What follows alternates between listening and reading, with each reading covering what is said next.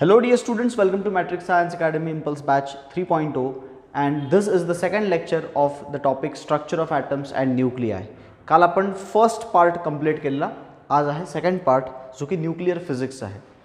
या सेकंड पार्टमध्ये पार्ट तर छोटासा आहे, फॉर्म्युले पण जास्त नाही आहेत, बट काही डेटा तुम्हाला लक्षात ठेवायचा आहे. सो आपण पटकन चालू करूयात न्यूक्लियर फिजिक्स रिगार्डिंग काय काय आहे बघा. सगळ्यात पहिलं तुम्हाला सगळ्यांना माहिती आहे nucleus is made up of protons and neutrons. So त्याच्यामध्ये प्रोटॉन्स असतात आणि न्यूट्रॉन्स असतात.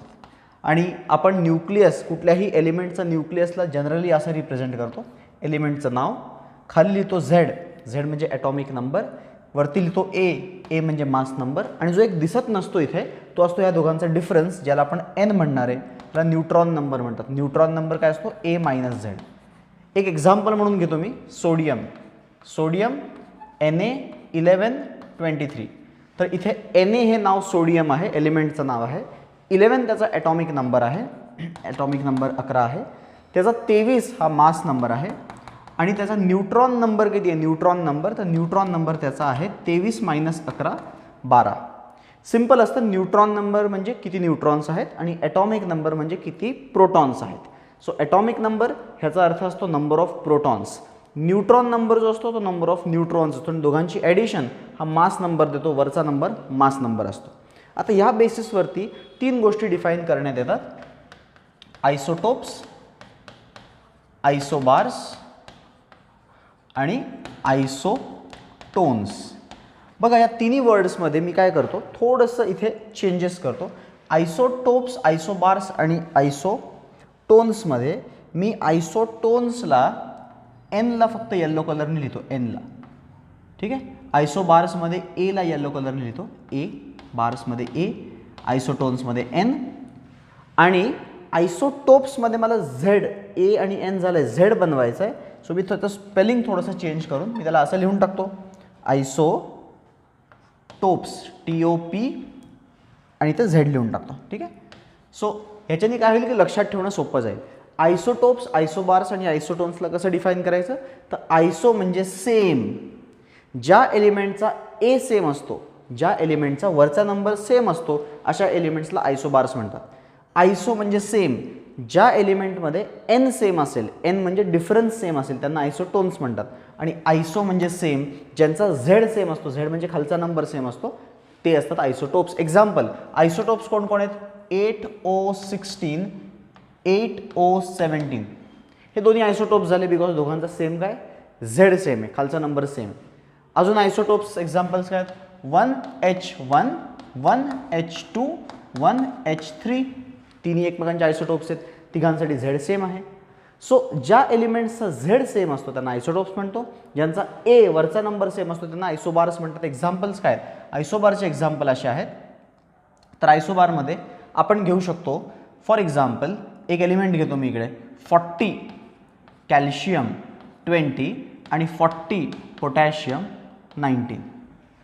समजा मी असे दोन एलिमेंट्स घेतले, तर हे झाले आयसोबार्स. आयसोबार्सचं एक्झाम्पल सोडा, एक्झाम्पलमध्ये असे दोन एक्झाम्पल पाहिजे ज्याच्यामध्ये नंबर वरचे नंबर सेम असतील तर आयसोबार्स, खालचे दोन नंबर सेम असतील तर आयसोटोप्स. आणि आयसोटोन्स म्हणजे काय, आयसोटोन्स म्हणजे वरचा पण सेम नसला पाहिजे, खालचा पण सेम नसला पाहिजे, पण त्यांचा डिफरन्स सेम असला पाहिजे.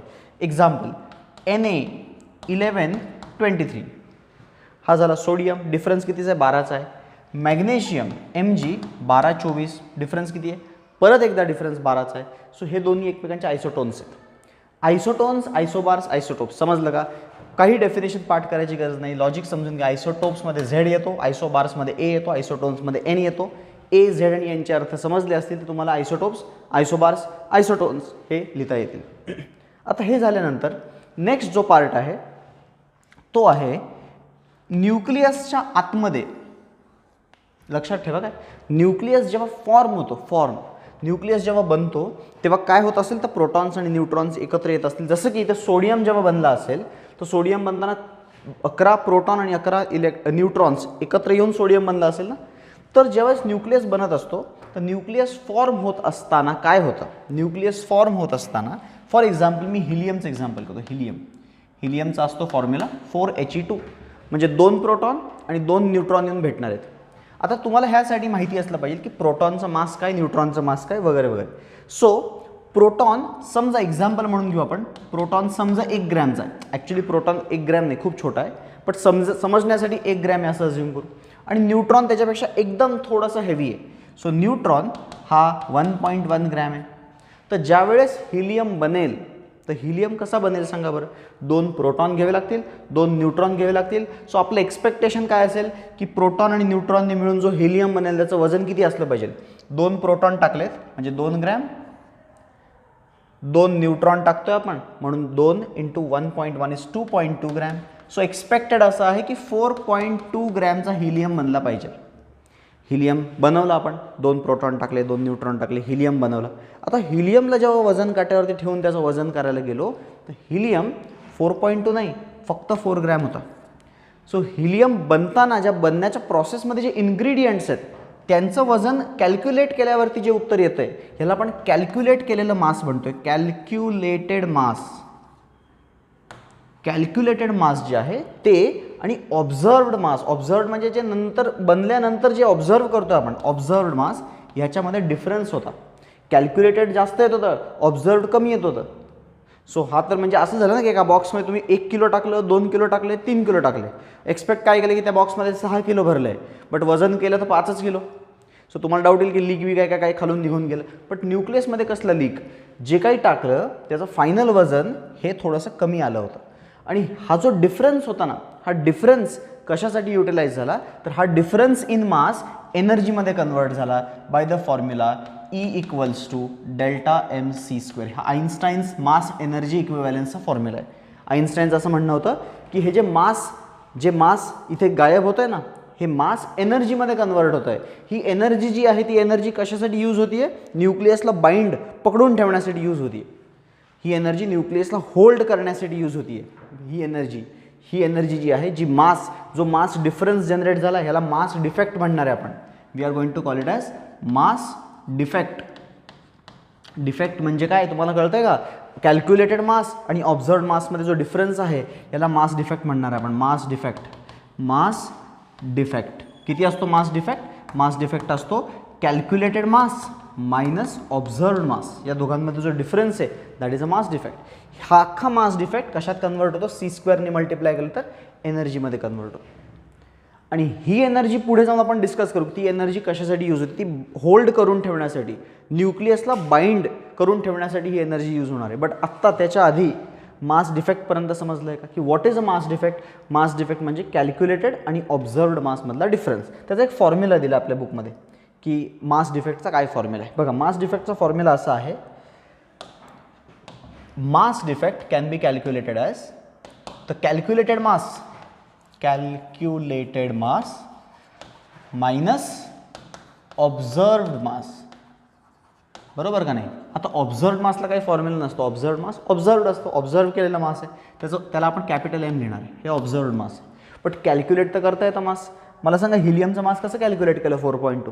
तुम्ही काय केलं, प्रोटॉन 1 ग्रॅमचा असतो समजा एक्झाम्पल म्हणून, 2 प्रोटॉन घेतले ना, 2 × 1 केलं, प्लस न्यूट्रॉन 1.1चा असतो, 2 न्यूट्रॉन घेतले, सो 2 × 1.1. हे असं कॅल्क्युलेशन केलं. हे कॅल्क्युलेशन टेक्निकली कसं लिहिलं जातं, तर टेक्निकली ते कॅल्क्युलेशन असं लिहिलं जातं. बघा हे मी कर्ली ब्रॅकेट टाकतो आणि आतमध्ये Z × MP.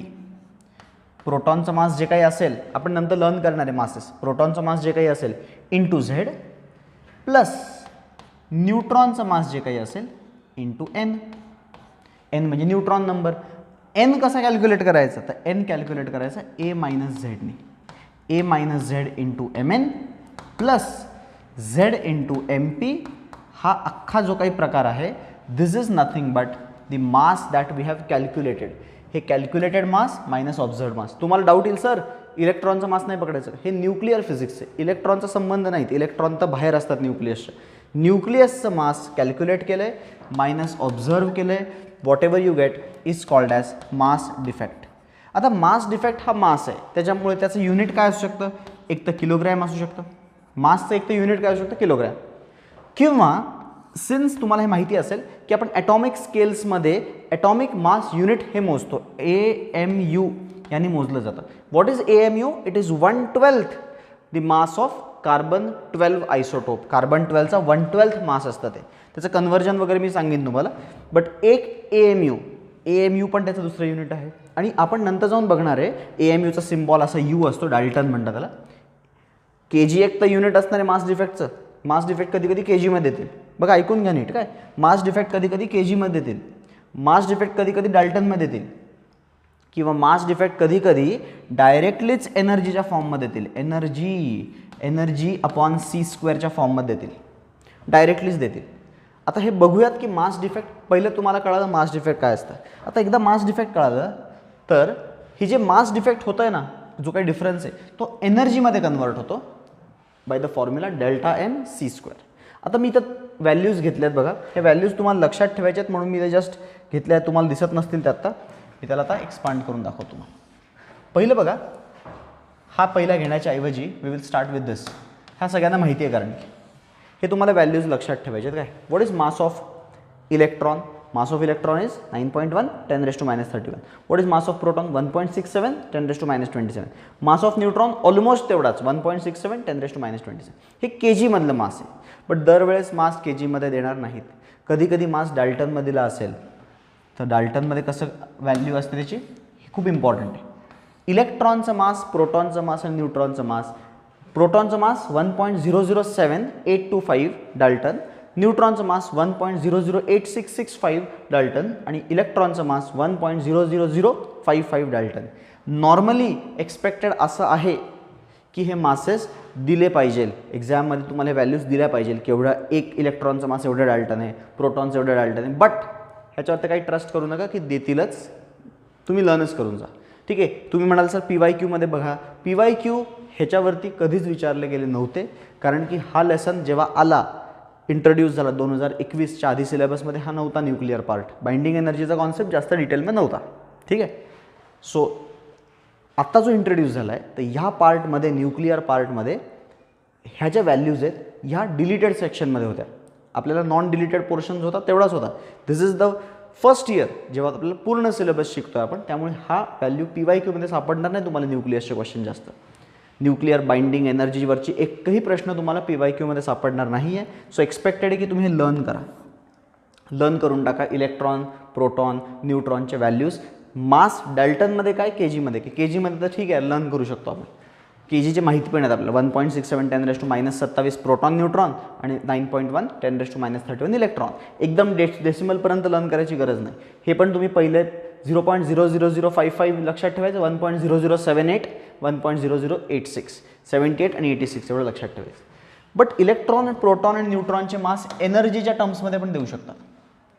म्हणजे इलेक्ट्रॉनचा मास किती माहिती का, एनर्जी अपॉन c². बघा एनर्जी अपॉन c² कसं, तर एनर्जी अपॉन c² जर करू आपण, एनर्जी अपॉन c² तर मास मिळणार ना. सो मासला एनर्जीच्या टर्म्समध्ये पण लिहिलं आहे, 0.511 MeV upon c². Proton 938.28 MeV upon c² आणि न्यूट्रॉन 939, थोडासा स्लाइटली जास्त हेवी असतो न्यूट्रॉन. सो न्यूट्रॉनचं मास एक्सपेक्टेड आहे की तुम्ही हे तिन्ही लर्न करा. ओके. सो मास डिफेक्ट कळालं, एव्हरीथिंग इज क्लिअर. आता मास डिफेक्टचा उपयोग काय होतो, तर हा जो मास डिफेक्ट झाला आहे तो त्या न्यूक्लियसला बाइंड करून ठेवण्यासाठी मदत करतो. It will help the nucleus to remain stable. So binding energy, हे जो मास डिफेक्ट आहे ना, हा मास डिफेक्ट एनर्जीमध्ये कन्वर्ट झाला आहे आणि त्या एनर्जीला आपण आता काय म्हणतोय, binding energy. So binding energy किती असते कुठल्याही न्यूक्लियसची, Δmc². काय अर्थ आहे की केवढी एनर्जी लागेल त्या न्यूक्लियसला तुकड्या तुकड्यांमध्ये ब्रेक करायला. म्हणजे सोडियमचे 23 पीसेस, 12 प्रोटॉन, 12 न्यूट्रॉन, 11 प्रोटॉनला पूर्णपणे सेपरेट करायला किती एनर्जी लागते, that is called as the binding energy of sodium. Binding energy of any nucleus is the energy required to break all this constituent nucleons. सगळ्या न्यूक्लियॉनला तोडायला जी एनर्जी लागते that is called as binding energy. आता binding एनर्जीचा formula काय आला आहे, Δmc². तर बाइंडिंग एनर्जीवरून असं वाटतं आपल्याला की जर डेल्टा मास डिफेक्ट जास्त असेल तर बाइंडिंग एनर्जी जास्त असेल. बाइंडिंग एनर्जी जास्त असेल, बाइंडिंग एनर्जीचं काम काय, to keep the nucleus stable. असं वाटतं आपल्याला की बाइंडिंग एनर्जी जास्त असेल तर न्यूक्लियस जास्त स्टेबल राहील. बट असं होत नाही, कारण की बाइंडिंग एनर्जी जास्त असल्याने न्यूक्लियस स्टेबल राहील का नाही हे डिसाईड नाही करता येणार. ॲक्च्युली कशाने डिसाईड करता येईल, तर बाइंडिंग एनर्जी पर न्यूक्लियॉनने डिसाईड करता येईल, पर न्यूक्लियॉन. कारण की बघा फॉर एक्झाम्पल एक लाईट एलिमेंट घेतो मी फॉर एक्झाम्पल सोडियम आणि एक हेवी एलिमेंट घेतो युरॅनियम. नक्कीच युरॅनियममध्ये मास डिफेक्ट जास्त असणार आहे कारण की तिथे मोठे मोठे कॅल्क्युलेशन्स आहेत. 100 प्रोटॉन 70 प्रोटॉन किंवा किती 92 असतं ना, म्हणजे 50 प्रोटॉन आणि 40 न्यूट्रॉन एवढे सारे कॅल्क्युलेशन असतात. सोडियम फक्त 11 आहे म्हणजे 11 प्रोटॉन आणि 12 न्यूट्रॉन. इथे 92 प्रोटॉन आणि उरलेले सगळे इलेक्ट्रॉन्स, उरलेले सगळे न्यूट्रॉन्स. 238 युरॅनियम किंवा 234 युरॅनियममध्ये किती सारे प्रोटॉन्स आणि न्यूट्रॉन्स आहेत, खूप सारे. यांचे कॅल्क्युलेशन जर करू आपण मास डिफेक्टच्या फॉर्म्युल्याने, सो नक्कीच we are going to get a large mass defect, खूप लार्ज मास डिफेक्ट मिळणार आहे कारण की जास्त प्रोटॉन्स आणि न्यूट्रॉन्स आहेत. सो युरॅनियममध्ये मास डिफेक्ट जास्त असेल, सो त्यामुळे बाइंडिंग एनर्जी नक्कीच जास्त असेल युरॅनियमची, आणि सोडियमची बाइंडिंग एनर्जी कमी असेल. बट स्टेबिलिटी वाईज हा लेस स्टेबल आहे, हा मोर स्टेबल आहे. असं का? कारण की तुम्ही बघा जर ह्याची बाइंडिंग एनर्जी 500 असेल आणि ह्याची फक्त 200 असेल, प्रॉब्लेम काय होतो, ही 500ची बाइंडिंग एनर्जी 238 लोकांना पकडून ठेवते आणि ही 200ची बाइंडिंग एनर्जी फक्त 23 लोकांना पकडून ठेवते. सो एका न्यूक्लियॉनला होल्ड करण्यासाठी किती बाइंडिंग एनर्जी लागते एक न्यूक्लियॉनला होल्ड करायला? That is called as binding energy per nucleon. आणि बाइंडिंग एनर्जी पर न्यूक्लियॉनचं ऑब्झर्वेशन असं आहे, जर आपण त्याचा ग्राफ बघितला की प्रत्येक एलिमेंटसाठी ती कशी व्हेरी करते, तर बघा मी इथे दाखवतो तुम्हाला की बाइंडिंग एनर्जी पर न्यूक्लियॉन कशी व्हेरी करते.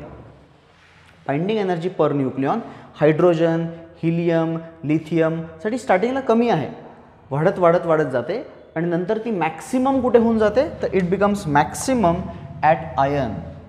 आयनला बाइंडिंग एनर्जी पर न्यूक्लियॉन ही मॅक्सिमम असते आणि पुढे पुढे जाऊ तर ती ऑलमोस्ट स्टेबल असते, ऑलमोस्ट या रेंजमध्ये पूर्णपणे स्टेबल आहे.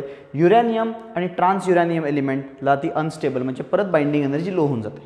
सो बाइंडिंग एनर्जी पर न्यूक्लियॉनला प्रॅक्टिकली असं म्हणू शकतो आपण की साधारण 30 ते 180 पर्यंत, साधारण 30 ते 180 पर्यंत किंवा 200-230 पर्यंत बाइंडिंग एनर्जी पर न्यूक्लियॉन ही almost straight line, almost straight line आहे आणि बाइंडिंग एनर्जी पर न्यूक्लियॉन जास्त आहे. सो इकडचे एलिमेंट सगळे कसे आहेत? स्टेबल आहेत. हे स्टेबल काय आहेत? कारण की त्यांची बाइंडिंग एनर्जी खूप जास्त आहे, त्यांना तोडणं खूप डिफिकल्ट आहे. बट जे एलिमेंट लाईटर आहेत, जे एलिमेंट अलीकडच्या साईडला त्यांची बाइंडिंग एनर्जी पर न्यूक्लियॉन कमी आहे, आणि जे पलीकडे आहेत 230पेक्षा जास्त आहेत, ट्रान्स युरॅनियम वगैरे आणि त्याच्या पुढचे एलिमेंट्स, हे सगळे का अनस्टेबल आहेत? बिकॉज त्यांची एनर्जी लो आहे. जे एलिमेंट लेफ्ट साईडला असतात ना, ते काय करतात माहिती का? ते अनस्टेबल आहेत. का अनस्टेबल आहेत ते? कारण की त्यांना बाइंडिंग एनर्जी पर न्यूक्लियॉन कमी आहे. सो ते जनरली हेवी साईडला, ते आत्ता समजा एखादा एलिमेंट लिथियम आहे, नायट्रोजन आहे, ऑक्सिजन आहे, हे nucleus wise they are not stable. त्यांचा प्रयत्न काय राहील की एकमेकांबरोबर जोडून त्यांचा ॲटॉमिक मास नंबर वाढवून ते ह्या रेंजमध्ये येण्याचा प्रयत्न करत आहेत. कुठल्या रेंजमध्ये? 50 किंवा 30 पासून 230 पर्यंत साधारण ह्या रेंजमध्ये, किंवा 50 पासून 200 पर्यंतच्या रेंजमध्ये येण्याचा प्रयत्न करतात. सो छोटे लाइटर एलिमेंट्स काय करतात? What lighter elements will do? Lighter elements हे एकमेकांबरोबर फ्यूज होतील. फ्यूज म्हणजे जोडले जातील, म्हणून या प्रोसेसला फ्युजन म्हणतो आपण. सो कधी पण लाइटर एलिमेंट्स फ्यूज होतात, फ्युजननी, न्यूक्लिअर फ्युजननी मोठे हेवी बनतात ते, आणि ते स्टॅबिलिटीकडे जातात. आणि हेवियर एलिमेंट्स युरॅनियमसारखा 238 काय करेल? त्याला 238 आहे, 200च्या खूप वरती येतो, आपल्याला 200च्या आत आणून त्याला स्टेबल करायचं आहे. सो न्यूक्लियस काय करतो? 2 पार्टमध्ये तुटून जातो. Uranium breaks into barium and krypton, 2-3 एक वेगवेगळे रिॲक्शन्स आहेत त्याचे. सो युरॅनियम जेव्हा ब्रेक होतो तर त्या प्रोसेसला आपण म्हणतो fission. So this is called as nuclear fission. त्याच्यामध्ये heavier element breaks into 2 lighter elements. 240वाला 120 आणि 120च्या तुकड्यांमध्ये ब्रेक झाला तर दोघं पण स्टेबल झाले, दोघं पण या रेंजच्या आतमध्ये आले. आणि जर ऑक्सिजनसारखा लाइटर एलिमेंट 16चा आहे, तो ऑक्सिजन सिलिकॉन बरोबर जोडला गेला तर तो हेवी बनून जाईल, आणि हेवी बनून तो परत स्टेबल बनेल. सो लाइटर एलिमेंट्स फ्युजनमध्ये जातात, हेवियर एलिमेंट्स फिजनमध्ये जातात. फ्युजन, फिजन हे दोन्ही न्यूक्लिअर प्रोसेसेस आहेत.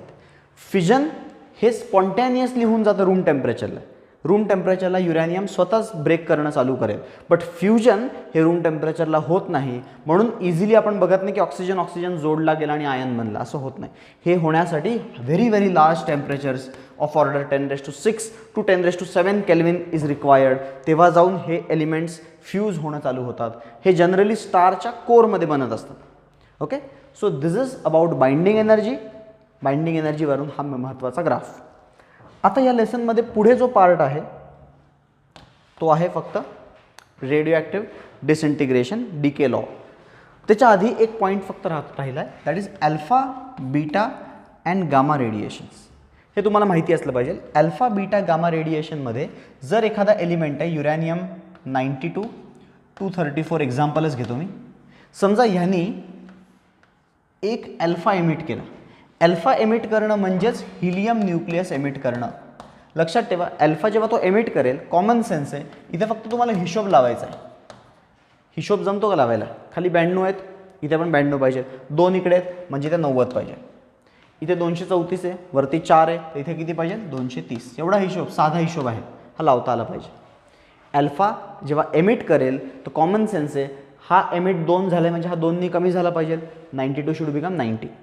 आणि 234 4नी कमी झाला पाहिजे, इट शुड बिकम 230. समजा चुकून त्यांनी 4 अल्फा एमिट केले असते, युरॅनियम 92 234ने 4 अल्फा एमिट केले असते, तर 4 अल्फा म्हणजे एक अल्फा वरचा नंबर 4नी कमी करतो, सो 4 अल्फा 16नी कमी करेल. 234 - 16 इज 218. एक अल्फा खालचा नंबर 2नी कमी करतो, 2नी कमी करतो म्हणजे हा 4 अल्फा 8नी कमी करेल, सो 84. वेगळा एलिमेंट बनेल कुठला तरी. आता तुम्ही म्हणाल तर एलिमेंटचं नाव काय? तर नाव तर लक्षात ठेवायची गरज नाही आहे. 84th नंबरवरती जो कुठला एलिमेंट असेल पिरियोडिक टेबलमध्ये तो एलिमेंट बनणार. ओके, 4 अल्फा एमिट केले तर. तसं बीटा एमिशनमध्ये काय असतं? बीटा म्हणजे असतो इलेक्ट्रॉन, ज्याला मास नसतो बट चार्ज -1 असतो. सो समजा एखाद्या एलिमेंटनी, फॉर एक्झाम्पल मी घेतो X50 नी बीटा एमिट केला. काय एमिट केला? Beta particle. तर त्याचं काय होणार? तर बीटा म्हणजे वरती काय लिहायचं? 0, खाली काय लिहायचं? -1. तर कॉमन सेन्सचा हिशोब असतं लावायचं आहे. 100 0 100, 50 -1 51, 51 - 1 इज 50 ना, हिशोबच लावायचा आहे. सो बीटा एमिट केला तर वरचा नंबर कधीच बदलत नाही, खालचा नंबर इनफॅक्ट 1नी वाढतो. खालचा नंबर 1नी वाढतो. तसं गामा दोन्ही 0 असतो. गामा एमिट केल्याने काहीच फरक पडत नाही. गामा एमिट केल्याने वरचा नंबर पण बदलत नाही, खालचा नंबर पण बदलत नाही. याच अल्फा बीटा डीकेवरती एक स्टँडर्ड क्वेश्चन असतो की जर एखाद्याने समजा मी इथे घेतो 70 150 यांनी सपोज 2 अल्फा एमिट केले किंवा 1 अल्फा एमिट केला, 1 अल्फा, तर किती बीटा एमिट केले पाहिजे? तर त्याचा तुम्हाला आयसोटोप मिळेल. आयसोटोप मिळवायचा आहे. आयसोटोप म्हणजे काय? Isotopes Z. आयसोटोप कधी बनेल? जर खालचा नंबर सेम राहत असेल तर. सेम. आत्ता पहिला अल्फा एमिट झाल्यामुळे खालचा नंबर डिस्टर्ब झाला, वरचा नंबर 4ने डिस्टर्ब झाला आणि खालचा नंबर 2ने डिस्टर्ब झाला, 68 बनलाय. आता किती बीटा एमिट केले पाहिजे? बघा, बीटा एमिट केल्याने वरच्या नंबरला फरक नाही पडत, बट खालचा नंबर 1ने वाढतो. तर किती बीटा एमिट केले तर परत 70 बनून जाईल? तर 2 बीटा. त्याचं उत्तर आहे दिस शुड एमिट 2 बीटा पार्टिकल. तेव्हा जाऊन हा 68 will again become what? 70. You will again get back your element you. पण हा वरचा नंबर बदलला गेला आहे, त्यामुळे आयसोटोप बनला आहे. 150 70 यू चा 146 70 यू आयसोटोप फॉर्म झाला आहे. एक अल्फाला 2 बीटा एमिट करावे लागतात. 2 अल्फाला 4 बीटा एमिट करावे लागतील. 3 अल्फाला 6 बीटा एमिट करावे लागतील, तेव्हा जाऊन आयसोटोप्स बनतील. So this is how alpha beta gamma emissions are discussed. तुम्ही हे टेक्स्टबुकमध्ये पण वाचा एकदा, त्याच्याबद्दल डिटेल दिले आहेत. लास्ट पार्ट जो राहिला आहे that is the radioactive disintegration. काय असतं त्याच्यामध्ये? जर originally N0 number of nuclei असतील, number of radioactive nuclei, okay, तर काय असतो फॉर्म्युला? तर dN/dt असतो -λN असा असतो फॉर्म्युला. ठीक आहे. आणि याला इंटिग्रेट करून सगळं सॉल्व करून फायनल आन्सर काय येतं, NT is equal to N0 e raise to minus lambda T. This is the formula. हा एकमात्र फॉर्म्युला आहे ज्याने सगळे क्वेश्चन तुमचे सॉल्व होणार आहेत. याच्यामध्ये NT म्हणजे काय, नंबर ऑफ न्यूक्लियाय लेफ्ट काय आफ्टर टाइम टी. N0 म्हणजे काय, original number of radio nuclei. T म्हणजे कोणत्या टाइमला लेफ्ट विचारले तो टाइम. लॅम्बडा म्हणजे डीके कॉन्स्टंट.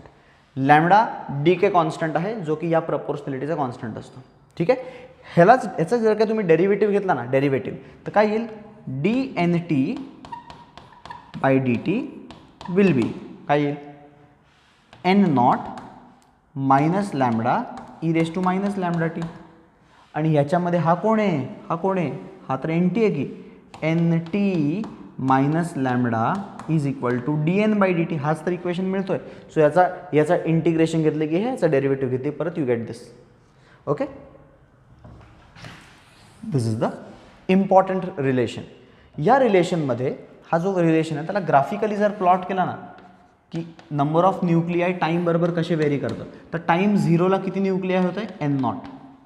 जसं टाईम वाढेल ना, नंबर ऑफ न्यूक्लियाय ड्रॉप होत जातील आणि खूप वेळानंतर ते 0 होऊन जातील. यामध्ये एक कॉन्सेप्ट असतो हाफ लाईफचा. हाफ लाईफ काय असतं, तर किती टाईम झाल्यानंतर त्याचं कॉन्सन्ट्रेशन किती होतं आहे, 50% होतं ना. 50% म्हणजे काय, हाफ N0. किती वेळानंतर हाफ N0 होतं आहे त्या टाईमला आपण म्हणतो हाफ लाईफ.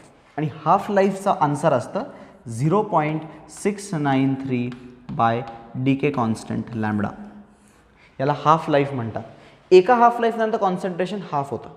2 हाफ लाईफ नंतर कॉन्सन्ट्रेशन काय होत असेल, 2 हाफ लाईफ नंतर 2T हाफ नंतर काय होत असेल, कॉन्सन्ट्रेशन 1/4 होत असेल. कॉमन सेन्स आहे ना, हाफच्या हाफ होईल.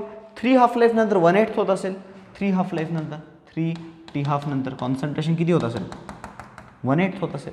सो कॉन्सन्ट्रेशन प्रत्येक हाफ लाईफला हाफ होतं. Half life T half is the time, it is the time when the concentration becomes half. After n half lives नंतर कॉन्सन्ट्रेशन किती राहत असेल, तर त्याचा आन्सर आहे 1/2 रेस टू n N0. एवढं कॉन्सन्ट्रेशन लेफ्ट राहिलेलं असतं, n हाफ लाईफ नंतर. तुम्हाला विचारलं 5 हाफ लाईफ नंतर किती कॉन्सन्ट्रेशन राहील, तर पहिल्या हाफ लाईफ नंतर हाफ, सेकंड हाफ लाईफ नंतर 1/4, थर्ड नंतर 1/8, 4 नंतर 1/16, 5 नंतर 132. 132 पार्ट राहील. गेला किती, 31/32 N0 गॉन म्हणजे डिकेड गया. 1/32 N0 लेफ्ट गॉन गेला आहे after 5 half lives. So n half life नंतर हा फॉर्म्युला आहे. ह्याच्यामध्ये एक लास्ट पॉईंट ॲव्हरेज लाईफ असतो, मीन लाईफ म्हणतात त्याला, मीन लाईफ किंवा ॲव्हरेज लाईफ. ॲव्हरेज लाईफचा फॉर्म्युला असतो 1/λ. टाऊ म्हणतो आपण त्याला, ॲव्हरेज लाईफ, टी ॲव्हरेज किंवा टाऊ म्हणतो, इट इज 1/λ. सिंपल भाषेमध्ये जर सांगायचं असेल तर ॲव्हरेज लाईफ तेवढी लाईफ आहे, it is time after which concentration becomes, half लाईफसाठी इट बिकम्स हाफ ना, तसेच इट बिकम्स 37% और 1/e 0.37 होऊन जातो. इथे कसं 0.50 होतो ना, हाफ होतो म्हणजे तो 0.37 होतो. 0.37 म्हणजे 50च्या पण खाली इथे कुठेतरी येण्यासाठी जो टाईम लागतो, या टाईमला आपण म्हणतो average life. Average life half लाईफपेक्षा जास्त असतो. कसं काय जास्त असतो सर, तर ॲव्हरेज लाईफ 1/λ आहे आणि हा 0.693/λ आहे. सो ॲव्हरेज हाफ लाईफपेक्षा तर हा मोठाच आहे की. आणि असं पण कधी कधी विचारतील की हाफ लाईफ आणि ॲव्हरेज लाईफमध्ये काय रिलेशन आहे, हाफ लाईफ आणि average life. Average life upon half life is 1.44. This is the relation. Okay, so these are all the फॉर्म्युले. सिन्स हा टॉपिक डिलीटेड आहे, you won't find much MCQs on this. So it is expected की तुम्ही MCQs target बुकमधनं solve करा. PYQsमध्ये तुम्हाला half लाईफवरती क्वेश्चन मिळतील, but binding energy per nucleon, binding energy, mass defect ह्याच्यावरती प्रश्न सापडणार नाही, ते तुम्हाला टार्गेटमधनं सॉल्व करावे लागतील. ठीक आहे. आय होप तुम्हाला हा सेशन समजला असेल. अजून काही गोष्टी याच्यात आहेत, जसं की न्यूक्लिअर फ्युजनची थिअरी, हे सगळं तुम्हाला रीड करायचं आहे. अल्फा बीटा गॅमा डी के मी सांगितलं आहे, बट त्याला डिटेलमध्ये तुम्ही जर काही स्टडी करायचं असेल, each and every point cover करायचं असेल, तर textbook reading is important. So please go through the textbook. One shot lecture झाल्यावरती टेक्स्टबुकमधले सगळे पॉईंट्स लिहून घ्या, नोट डाऊन करा जर काही इम्पॉर्टंट काही वाटलं तर, आणि नंतर पटकन जाऊन MCQs ह्याचे सॉल्व्ह करा. So thank you so much guys. We will meet in the next session. आता तुम्हाला या सगळ्या लेसन्सचे म्हणजे हा पार्ट 1 आणि पार्ट 2 जो झाला आहे त्याचे सगळे ॲपवरती तुम्ही बघू शकता. ॲपवरती तर सगळे फोल्डर्स अपलोड केले आहेत, अपडेट केले आहेत फिजिक्सचे सगळे folders. You will find all the topics. त्यांच्या सगळ्यांचे तुम्हाला MCQ सेशन्स मिळतील, तिथे वन शॉट मिळतील. आता PYQ पण अपलोड करणं चालू केलं आहे. इवन जर तुम्हाला एखादं लेसन डिटेलमध्ये शिकायचं असेल तर डिटेल्ड इम्पल्स 1.0चे पण लेक्चर्स त्याच्यामध्ये तुम्हाला प्रोव्हाइड करण्यात आलेले आहेत. Okay, so thank you so much guys. We will meet in the next session. Till then, bye bye.